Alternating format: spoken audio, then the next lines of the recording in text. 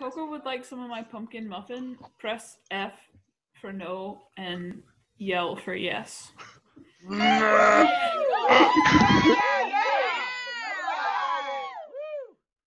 All right, nerds, get ready. Bring it to me. It's happening. I'd like to thank everyone for attending. The context of this presentation is that a couple friends have asked me since quarantine started how to get into anime because they've never watched anything. And one of my friends specifically asked, she doesn't like high school age characters and she didn't want any bummers because these are trying times. So keep that in mind as I go through this. Also, we're both queer, so there are some gay recommendations in here as well. So to start, anime is the Japanese term for animation. Outside of Japan, it refers to animated stuff that comes from Japan. And it covers like a wide variety. It's a medium, not a genre. Here are some examples of American shows that aren't technically anime, but are anime inspired. We've got Avatar: The Last Airbender, Teen Titans, the original, and Castlevania, which is very good. So there are two different ways to watch anime. There is subbed, where you watch it with the original Japanese audio with English subtitles. Purists will say this is the only way to watch anime, and it is good if you're trying to learn Japanese.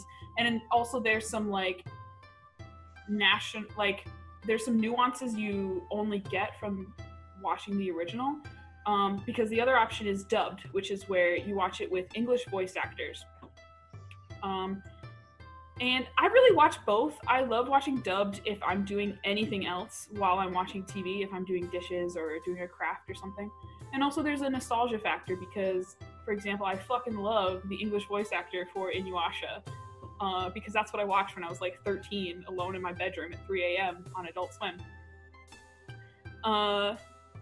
Yeah, so you can watch either one, it doesn't matter. If someone gives you shit for it, tell them to shut the fuck up. So these are some classic animes that everyone has probably heard of: Sailor Moon, Naruto, Dragon Ball Z, and Inuyasha. But I recommend that you don't start with these because there's a lot of filler, they're really dense, and they were originally intended for children, so they get kind of boring sometimes. For example, I'm watching Naruto for the first time. I'm on season 4 of the original series, which is when the characters are 12 to 13 years old. But then there's Naruto Shippuden, where they're like 16 to 17.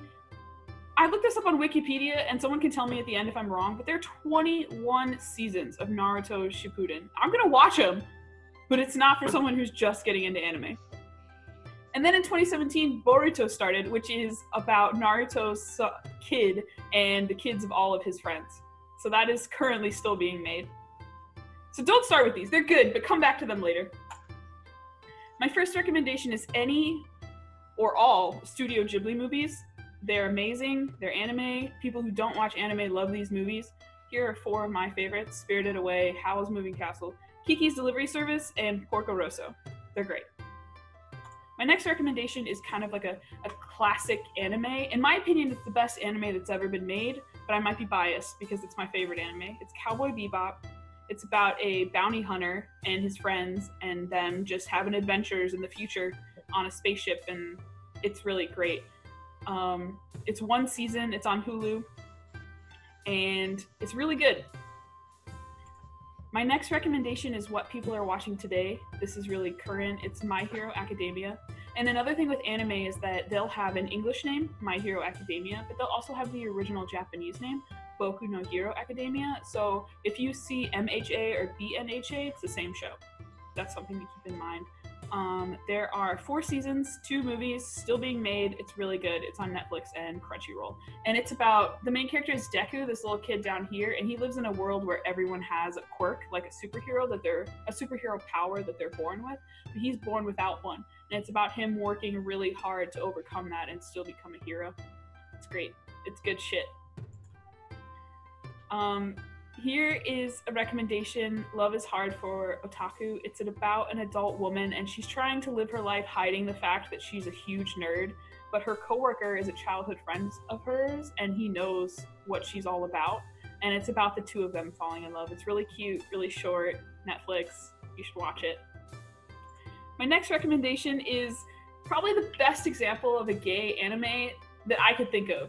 again, someone tell me if I'm wrong in the Q&A afterwards, but adult characters, it's about Yuri. He's a professional ice skater, and it's about him trying to win the gold medal, and also he's in love with his coach, so it's about their relationship as well.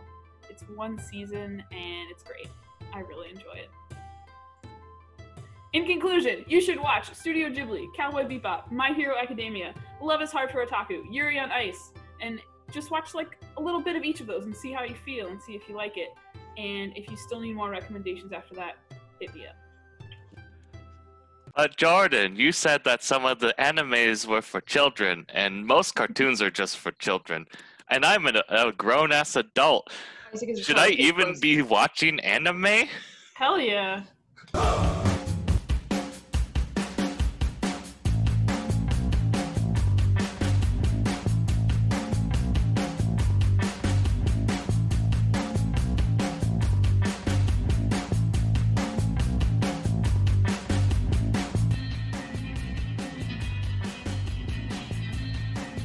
Thank you for coming to my TED Talk.